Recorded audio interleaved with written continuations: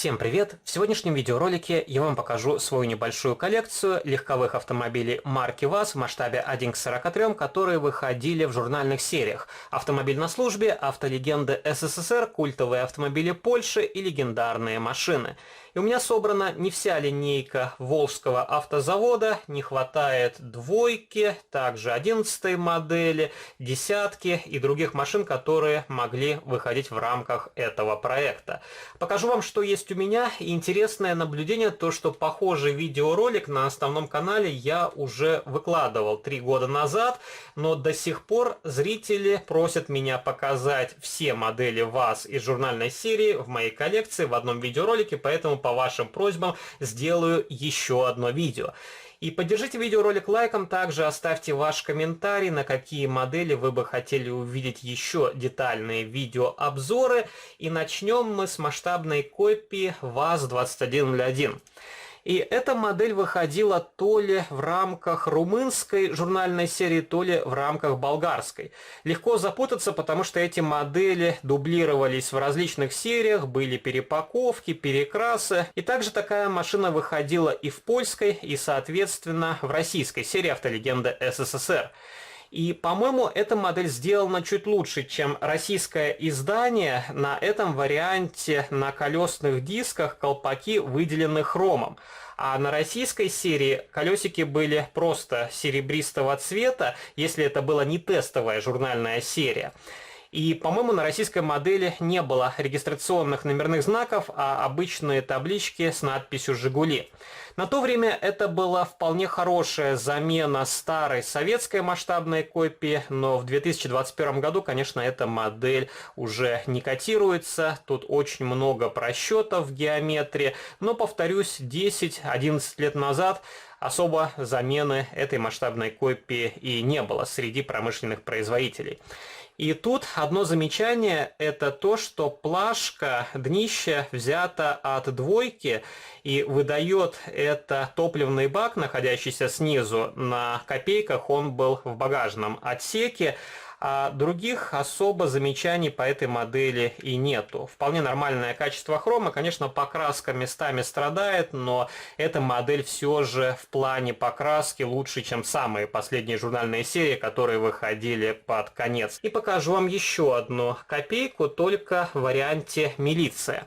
И эта масштабная копия выходила в рамках проекта «Автомобиль на службе». Конечно, тут качество сборки уже хуже, чем у первой масштабной копии, но машина интереснее тем, что это спецавтомобиль. И как раз вы можете посмотреть, тут уже колесики просто окрашены серебристой краской. И на этой модели, как и на предыдущей, я поставил покрышки Ми-16 от Maestro Models, просто чтобы сохранить колесики, потому что на многих журнальных моделях оригинальные покрышки оплавляют обод колеса, а тут колеса попадают в масштаб, и они вполне детализированы, со сквозными отверстиями. И точно такое же днище, как на предыдущей модели, и я помню, у меня в комментариях спрашивали, как разбирать копейку из журнальной серии, потому что виднеется только один винтик, второй спрятан под защитой двигателя. На первой модели у меня маленькая деталь отсутствует, и как раз вы видите, там находится крепежный элемент. Следующая модель это тройка. И машина в фиолетовом цвете выходила, по-моему, в румынской журнальной серии. Довольно симпатичная окраска. Тоже те же замечания, как и копейки. Тут есть несоответствие в пропорциях с настоящим прототипом, но издалека, безусловно, узнается именно та трешка, которая колесила по дорогам Советского Союза. Тут тоже поставил харьковскую резину. Колесики мне нравятся меньше, чем на предыдущей модели. Во-первых, тут все залито хромом, а второе, практически не видно отверстий. Маленькие точечки. И, конечно, на этой модели по-хорошему нужно менять колесные диски. И тут я немного доработал заднюю светотехнику, а больше других доработок на этой масштабной копии не делал. И вот так выглядит нижняя часть. И еще одна трешка, которая выходила в российской журнальной серии. И в моей коллекции сначала появилась фиолетовая модель, а зеленую я уже докупил как-то по случаю. На них была распродажа, и эту модель я, по-моему, взял за 3 евро. То просто тоже для истории уже. И тут я вообще никаких доработок не делал и оставил оригинальные покрышки. И вот так выглядит нижняя часть. Следующая модель — это четверка, машина из серии «Автомобиль на службе». И у меня в коллекции не было гражданской четверки, которая выходила в рамках проекта «Автолегенда СССР». Ограничился таким вариантом. И тут вполне хорошая покраска, и очень мне понравилось, как сделана светосигнальная балка. И это полиция Белоруссии, если мне не изменяет память. Ну, милиция написано, конечно.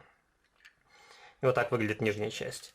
И четверка вполне удачная в журнальной серии. Тут хорошие задние фонари, правильная панель приборов, правильные сиденья.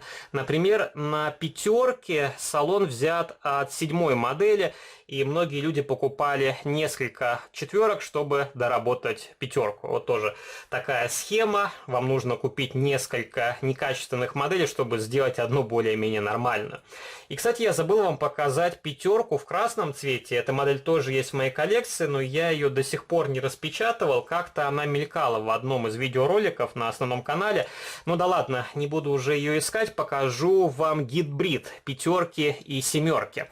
И это масштабная копия из польской журнальной серии, и вроде бы эта модель именуется ВАЗ-2105, но если вы посмотрите, то тут капот и крышка багажника от 7-й модели. Также задние фонари тут взяты от семерки, но покрашены как будто пятерочные. Бампера взяты от семерки, но окрашены как будто это пятерочные. И салон тут тоже взят от семерки. И скорее всего впоследствии я поставлю решетку радиатора от 7-й модели и также уберу серебристую краску с низа бамперов, и получится такая новодельная семерка. Ну и, конечно, нужно будет немножко видоизменить задние фонари. Это будет проще, чем из этого гибрида делать полноценную пятерку, потому что у пятерки другой дизайн капота, крышки багажника, естественно, другой дизайн салона. И покажу вам следующую модель. Это более-менее нормальная семерка. Не очень типичный цвет для советских автомобилей. Я думаю, эта машина копирует более поздний постсоветский вариант. Тут и два зеркала заднего вида. Но более-менее нормальная масштабная копия. Я у нее доработал задние фонари, хотя они тоже смотрятся не очень хорошо. И по-хорошему заднюю светотехнику нужно полностью переделывать. И на этой масштабной копии я также поставил регистрационные номерные знаки. И плюс польской модели в том, что на капоте там наклеили небольшую решеточку, а на этой модели она вовсе отсутствует. Но пока что лучшего аналога все равно нету. Можно взять старую агатовскую модель с открывающимися элементами, но она сделана намного грубее. И следующая модель — это восьмерка. И эта машина выходила в рамках серии «Автолегенда СССР». Тут я поставил колесики от бауэровской шестерки, также поставил другие дверные карты, потому что изначально на этой модели дверные карты были от пятидверного варианта, но до сих пор их не окрасил и уже неоднократно говорил, надоело подкрашивать постоянно эти масштабные копии, хочу от этого отдохнуть. И также окрасил задние фонари и выхлопную систему. Тоже вполне удачная модель, но попадается очень много брака, и моя масштабная копия не является исключением. Тут, например, на самом видном месте очень некрасивое пятнышко клея. И следующая модель — это девятка. Пятидверный автомобиль. Тут я тоже поставил другие колесные диски и хариковскую резину. Окрасил задние фонари, других доработок на этой масштабной копии я не делал. И у меня две девятки из разных журнальных серий. Одна в белом цвете, а вторая машина в синем цвете. И эту модель я покупал год или полтора назад, и тут как раз вы можете видеть, как выглядели изначально колесные диски. Они большего диаметра, чем должны быть на этом автомобиле, и как раз если поставить правильную резину и правильные колесики, то вид модели сразу преображается. Ну и, конечно, стоит доработать задние фонари. У этой машины тоже не совсем типичный синий цвет для этой модели. И, кстати, если вы посмотрите, тут появилась щель между корпусом и днищем масштабной копии. Возможно, модель потихоньку начинает чуметь. Но будем за ней следить. Если появятся трещины, то эта машина попадет в рубрику чумных моделей, которую я делаю ежегодно на основном канале. Следующая машина — это Лада Наташа. Кабриолет. Очень симпатичная масштабная копия. И с этими моделями были проблемы. И главная проблема была в том, что у многих моделей ломалась рамка лобового стекла.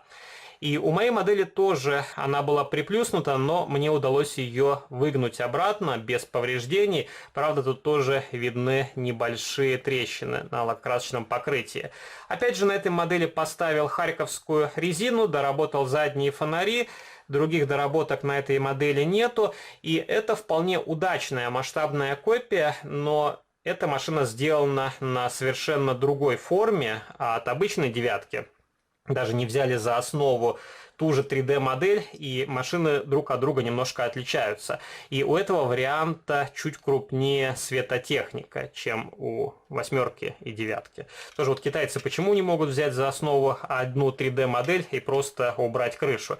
Ведь это будет и проще, и модели будут более походить на настоящие автомобили.